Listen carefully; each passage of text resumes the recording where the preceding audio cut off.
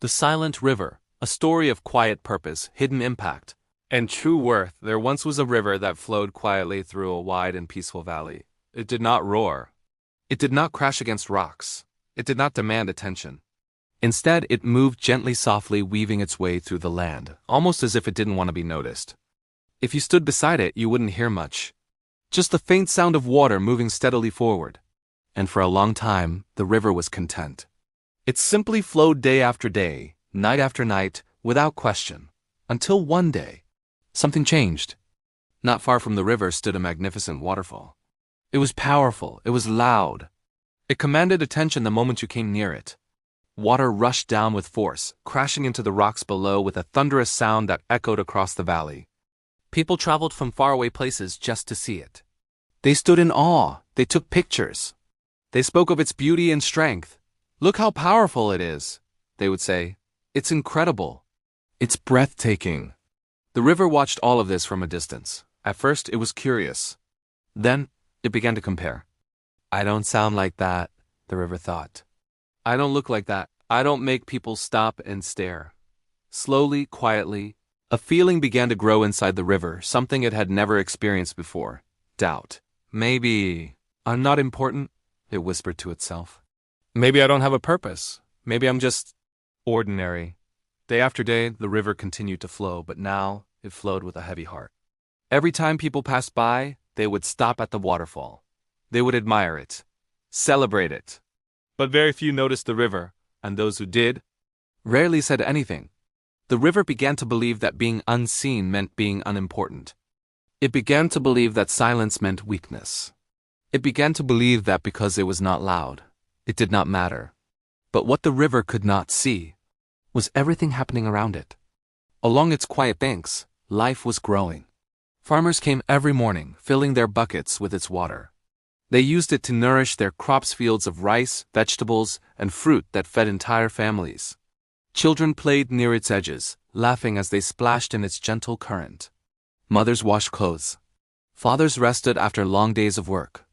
Villages were built near the river, not near the waterfall, because while the waterfall was beautiful, the river was essential. It gave life.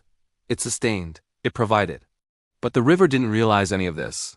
It was too busy comparing itself, too focused on what it lacked, too blinded by what others had. One quiet afternoon, as the sun began to set and the sky turned shades of gold and orange, an old man came and sat beside the river. He had lived in the village for many years. He had seen seasons come and go. He had watched the river flow his entire life. He gently placed his hand into the water. Cool, steady, peaceful. "You feel unnoticed, don't you?" he said softly. If the river could speak, it would have said yes. The old man smiled, not with pity, but with understanding. "You see the waterfall," he continued. "You hear the noise. You see the people gathered around it, and you think that is what makes something valuable." He paused for a moment, letting his hand move gently through the water. "But tell me this," he said. "Can the waterfall water the fields? Can it provide for the families? Can it sustain life day after day?" The river remained silent. The old man looked out across the valley. "People admire the waterfall," he said, "but they depend on you." And in that moment, something shifted. For the first time, the river began to see itself differently, not through comparison, but through purpose. In our lives, we often do exactly what the river did. We look at others who seem louder, more successful, more visible. We see people who are recognized, celebrated, admired. And we begin to question ourselves. Why am I not like them? Why is my life so quiet? Why does no one notice me? We measure our worth based on attention. On applause? On how many people see us. But God does not measure your value that way. Bible verse. "But let your light so shine before men, that they may see your good works." Matthew 5:16, KJV. Your purpose is not about being seen. It is about being faithful. Some people are like waterfalls.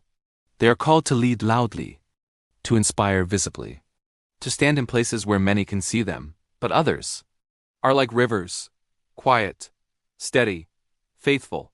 They don't always receive recognition. They don't always hear applause, but they change lives every single day, in ways that often go unnoticed. A mother raising her child with love and patience. A father working hard, providing for his family. A friend who listens when no one else does. A person who shows kindness in small, simple ways. These may not seem like big things, but they matter. They matter more than you realize, because real impact is not always loud. Real purpose is not always seen, and real value is not always recognized by the world.